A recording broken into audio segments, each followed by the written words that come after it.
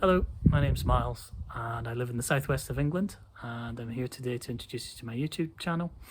I'm planning over the next few months and years to show you our garden and how it's going to develop from a bog standard suburban garden into hopefully a wildlife paradise for any insects and birds that want to come and visit, and also going to show some of the local areas for local nature that's on my doorstep really.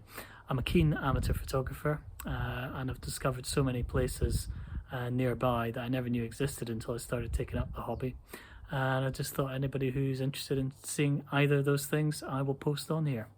I should also say I am definitely an amateur at this, so I'm learning as we go, and always happy to have any advice, comments.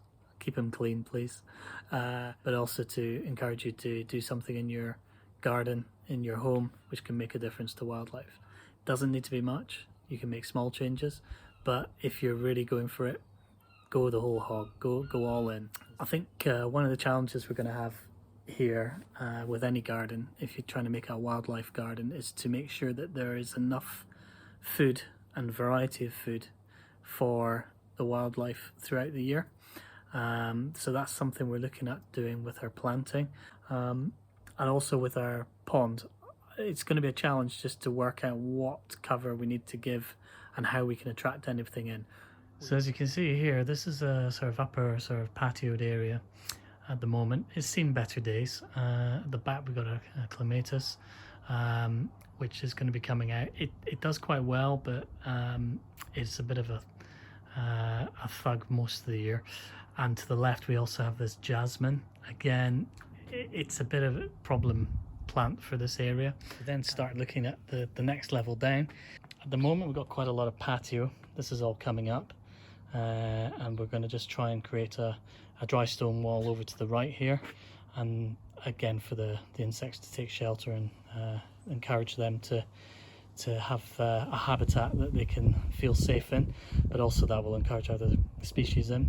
And then over here we're going to have a nice wildlife pond. It's going to be significantly part of the garden. I'd say maybe about a quarter of the garden in terms of the lawn that we've got at the moment, and it'll be different shallow depth to hopefully down to about I think about 18 inches, and that will encourage different levels. So I think you probably need a good 12 inches for frogs and newts, and probably about 18 inches depth for toads. When it comes to wildlife pond, there's a couple of ways of doing it. I know some people have a tendency to go out and just try and find frogs, newts, toads, whatever, and plop them in the pond, or grab some tadpoles, etc. I'm not planning to do that. I think if, as the old saying goes, build it and they will come. I'm going to be very interested to see what does find its way into our pond once we do build it.